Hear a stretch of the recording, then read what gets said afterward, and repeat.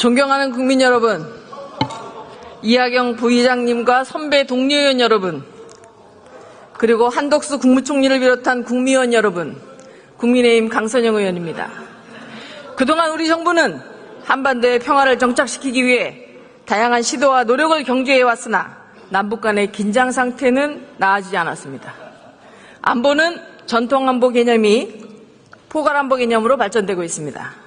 특히 2020년 코로나19 창궐 이후 전 세계는 더욱 자국이익 중심의 경제 개편을 추구하고 있는 이때 경제 발전의 86%를 수출에 의존하고 있는 대한민국의 경제 안보가 국가 안보의 중요한 화두로 등장하고 있습니다. 한편 국가기밀을 탐지 수집하던 간첩행위가 첨단 기술을 해외로 빼돌리는 형태로까지 확대되고 있습니다. 보이지 않지만 치열한 경제전쟁 속에서 우리 국회도 경제안보가 곧 국가안보라는 큰 틀에서 기술 발전과 보호를 위해 함께 노력해야 합니다. 이러한 맥락에서 총리님께 몇 가지 질문 드리겠습니다.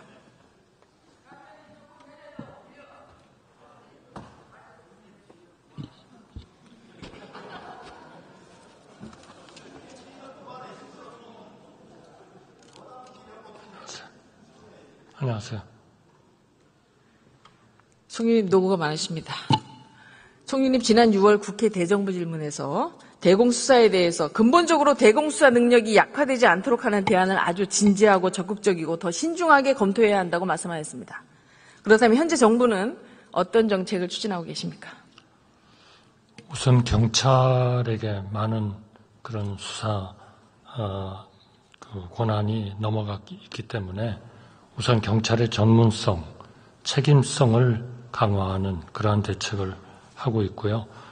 그리고 국정원과의 유기적인 그런 공조를 통해서 이 대공수사 능력이 약화돼서 우리의 안보를 어렵게 하는 그러한 일이 없도록 최선을 다하겠습니다. 2020년 국정원법이 개정되고 3년 유예기간을 거쳐 올해 1월 1일부로 국정원의 대공수사권이 경찰로 완전히 이관됐습니다. 언론 보도에 의하면 지난 3년 유예기간 동안 국정원과 경찰이 합동수사를 통해 검거한 간첩은 17명에 달하지만 올해 1월부터 경찰 단독으로 대공수사가 진행되면서 간첩을 검거한 실적이 전무합니다.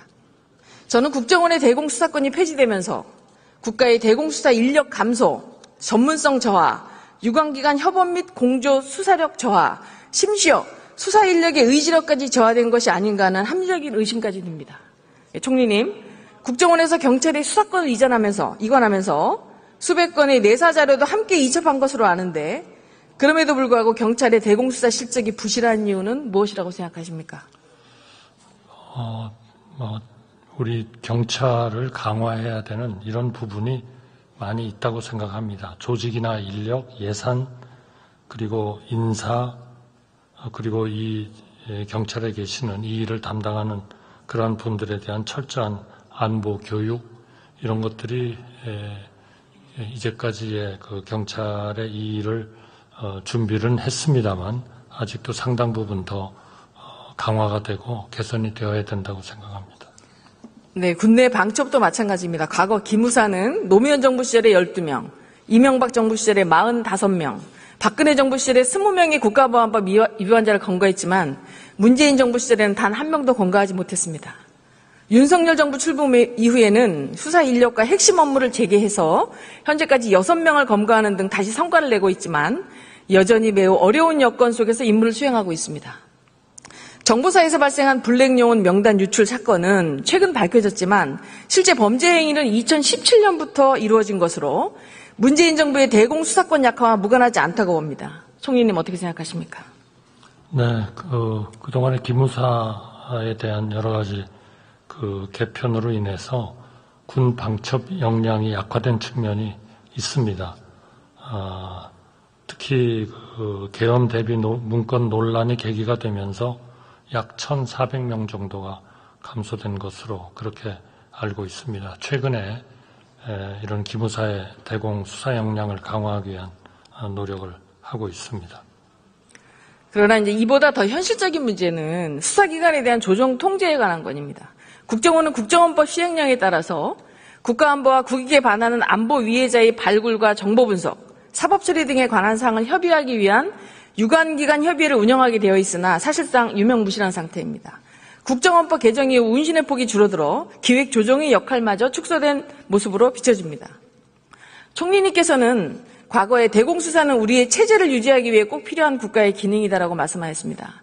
국회에서도 노력하겠지만 대공수사 체계를 온전히 유지하기 위해서 유관기관 협의회 등 꼭 필요한 기능에 실질적으로 발휘될 수 있도록 총리님께서 관심을 갖고 직접 챙겨봐 주시길 바라겠습니다. 그렇게 하시겠습니까? 네, 이거는 우리 국가안보하고 직결되는 문제이기 때문에 하여튼 철저하게 챙기도록 그렇게 하겠습니다.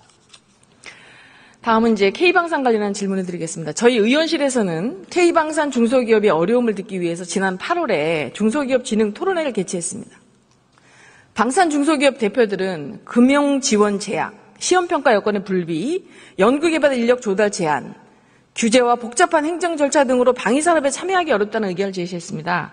그래서 K방산의 안정적 기반을 유지하려면 대기업의 성장뿐만 아니라 중소기업의 기술력과 자생 여건을 정부 차원에서 견인해 주셔야 한다고 생각합니다. 총리님, 중소방산기업들의 발목을 잡는 세제 및 규제 완화와 관련해서 범정부적 차원에서 검토하고 있는 정책이 있으시면 답변해 주시기 바랍니다. 네, 우선 그 방산을 강화하기 위해서 우리 중소방산기업들의 지원을 확대해야 된다 하는 말씀에 전적으로 동의합니다. 그 방산 중소기업 기술력이나 자생력을 강화해서 우리 방위산업의 기반을 강화하기 위해서 현재 세제 혜택이나 규제 완화와 연관해가지고 방위사업청을 중심으로 다양한 제도 개선 노력을 하고 있습니다. 예를 들면 투자액 세제 감면 대상인 신성장, 원천기술, 방위산업 분야, 그러한 그 원천기술에 방위산업 분야를 신규 지정을 하고 또 민간 첨단 기업을 국방 첨단 전문 기업으로 지정해서 과도한 규제를 완화하는 그런 규제 완화도 추진을 하고 있습니다.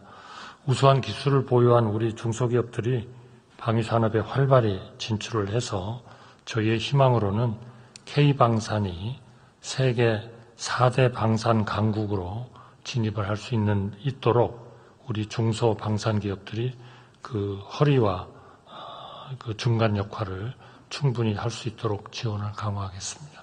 네, 총리님 감사합니다. 앞서 다른 의원들의 질의 중에서 혹시 추가 답변 하실 거 있으면 좀 해주십시오. 네, 여러 의원님들께서 많은 우리의 그 안보에 대해서 과거에 약속했다고 알려진 이런 문제들, 예를 들면 사드 같은 거를 더 확대를 해야 되느냐 하는 이런 문제들에 대해서 좀 그 의견이 있으신 것으로 알고 있습니다. 하나 분명히 말씀드릴 것은 우리나라의 이런 전 세계의 변화하는 안보 여건에 맞춰서 우리의 안보를 강화하기 위해서 자강 능력을 강화하고 우리의 안보 능력을 강화하고 그리고 우리 안보에 대한 위협에 대한 하나의 그 억지력을 강화하기 위한 것은 그건 우리의 주권이고 우리 국민의 안전과 안보를 위해서 반드시 또 우리 국민의 생명과 재산을 지키기 위해서 반드시 해야 되는 일이기 때문에 그거는 딴 나라의 원에 의해서 하고 말고를 결정하는 일이 아닙니다. 그거는 우리나라의 주권적 차원에서 해야 하는 일은 반드시 하고 하지 말아도 될 일은 하지 않는 그러한 결기 있는 우리의 자각 노력이 필요하다 하는 말씀을 좀 강조드리고 싶습니다. 감사합니다. 다음은 국방부 장관님께 질의드리겠습니다.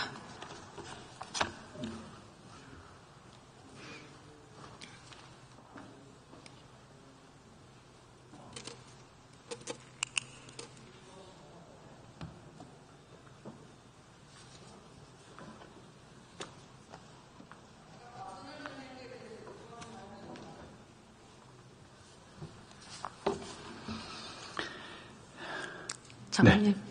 네, 수고하셨습니다. 방산 중소기업에 관해서 몇 가지 더 말씀드리겠습니다. 방산 중소기업 대표들과 토론을 좀 해보니까 중소기업에서 기술을 개발해도 국내에서 군사훈련장 사용 등에 대한 제약, 그다음에 해외에 나가서 전투 실험을 해야 되는 문제, 해외보다 까다로운 국내의 요구 조건과 특혜 의혹들로 인해서 해외에서 호평받는 기술이 국내에 방위산업에 진입하기 어렵다는 말들을 호소합니다.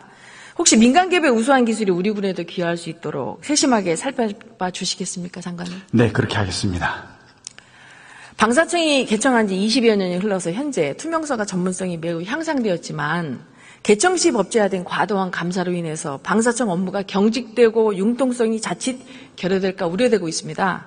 그래서 장관님께서는 방사청에 대한 감사 시스템을 좀 살펴봐 주시고 네. 20여 년간 축적된 신뢰로 확인된 방사청의 투명성과 청렴성을 고려해서 감사제도 등의 업무의 경직성 완화 방안에 대해서 검토해 주시면 어떨까 하는 말씀드립니다. 네, 의원님 말씀 잘 새겨서 투명성과 유연성이 조화될 수 있도록 그렇게 하겠습니다.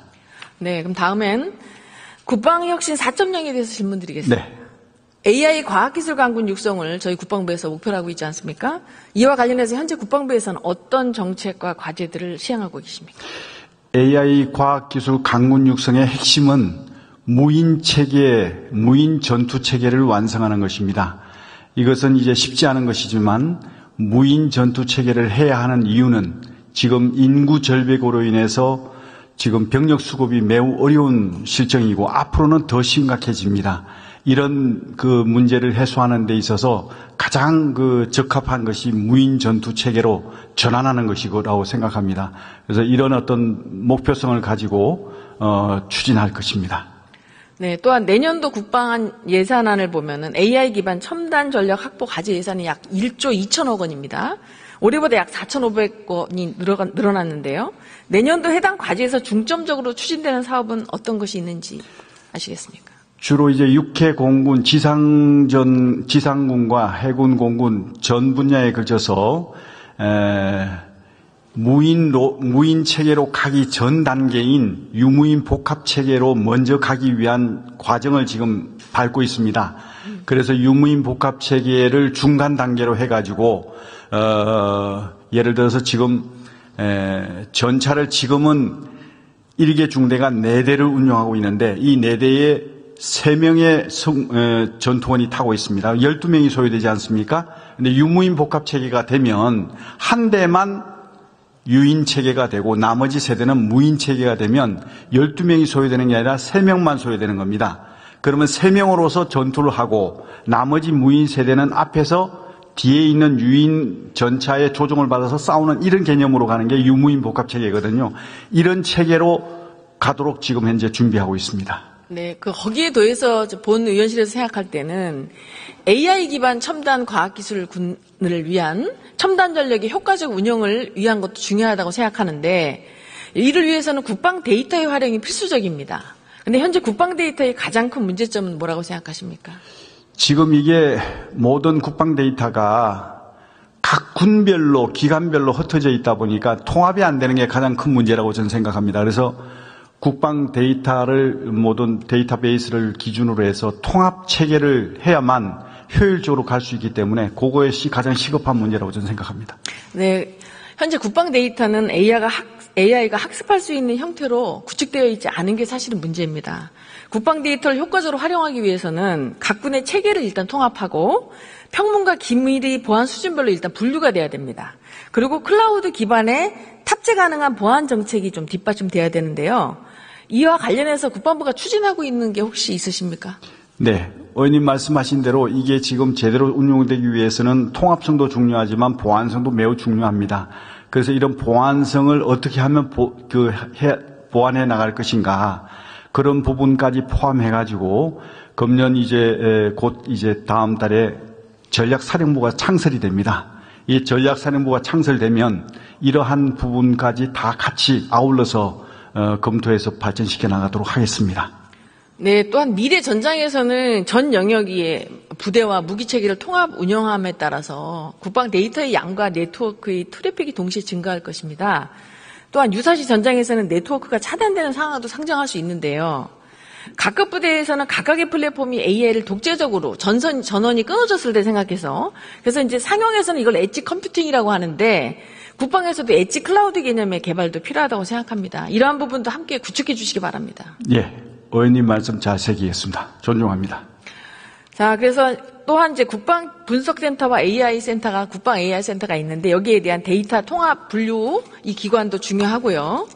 이러한 국방 AI 센터, 국방 데이터 센터의 상호 보완적 기능도 수행해야 되는데 지금 보면은 국방 AI 센터가 국방 데이터 분석 센터 간에 양기 간의 연계성이 좀 부족합니다. 이를 좀 잘 보완할 수 있도록 해 주십시오. 네, 잘 알겠습니다. 영국의 경우에는 국방 데이터를 클라우드 기반으로 전환하기 위한 데이터 분류를 하는데 약 7, 8년이 소요됐습니다. 그래서 우리나라는 국방혁신 4.0 목표 연도가 2040년이기 때문에 데이터 분류와 통합이 좀 빨리 착수가 돼야 된다고 생각합니다. 그래서 국방혁신 4.0이 성공적으로 되기 위해서 네. 아까 말씀드린 데이터 분류를 조기에 착수해 주셨으면 감사하겠습니다. 네.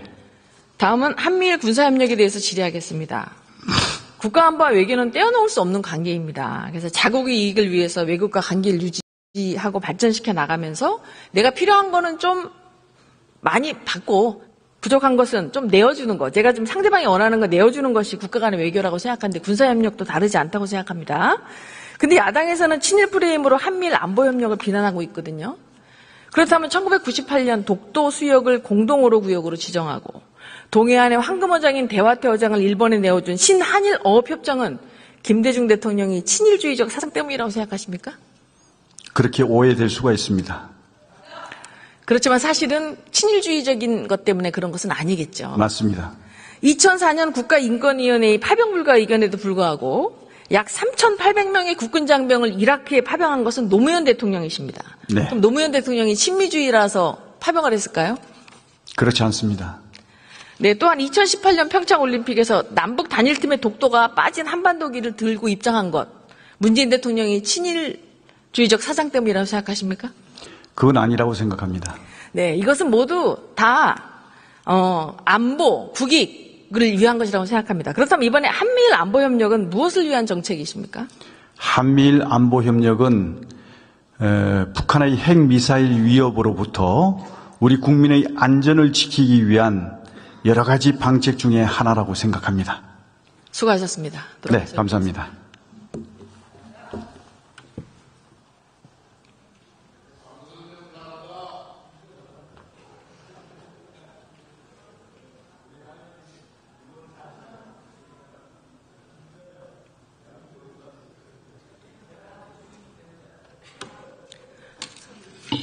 존경하는 국민 여러분, 저는 여당 국민의힘 국회의원이지만 윤석열 정부의 모든 정책에 동의하는 것은 아닙니다.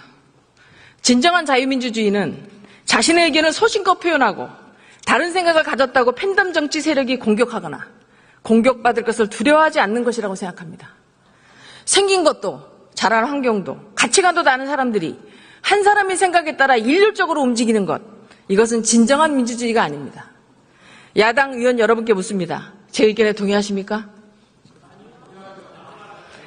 친일, 계엄 등 이제 국민의 삶과 먼 얘기는 덮어두고 국민들의 민생과 미래 세대를 위해 양보하고 대화하고 머리를 맞대고 함께 논의하는 것, 이것이 진정한 민주주의고 헌정 질서에 기초한 대한민국 국회의원의 품격이라고 생각합니다. 야당 의원님들도 모두 동의하실 거라고 생각합니다. 저는 오늘 초선 의원으로서 대정부 질문을 준비하면서 지금은 돌아가셨지만 국민께 존경받았던 고 노무현 전 대통령님의 초선 의원 시절 바램을 떠올려 봅니다. 고 노무현 대통령께서는 이상적인 사회는 먹는 것, 입는 것 걱정 좀 안 하고 더럽고 안 입고 온 꼬라지 좀 안 보는 세상, 분하고 서러워서 스스로 목숨 끊는 그런 일은 좀 없는 세상이라고 말씀하셨습니다. 본 의원이 생각하는 이상적인 국회는 자유민주주의 다수결의 원칙이 살아있는, 다수를 앞세운 입법 독재를 얼룩지지 않는 국회입니다. 만약 그런 국회가 소수당의 국회의원으로서 좀 지나친 욕심이라면 적어도 막말과 폭언, 가짜뉴스, 허위사실 유포, 근거 없는 비방과 같은 더러운 꼬라지 좀 안 보고 정부의 정책 추진을 민생을 위해 협치하고 지원하고 합리적인 수기 과정을 거쳐 법안을 처리하고 삼권 분립의 헌정 질서가 유지되는 국회, 그래서 대한민국 국민에게 신뢰받는 국회의원, 신명나게 바라볼 수 있는 국회가 되었으면 좋겠습니다. 경청해 주셔서 감사합니다.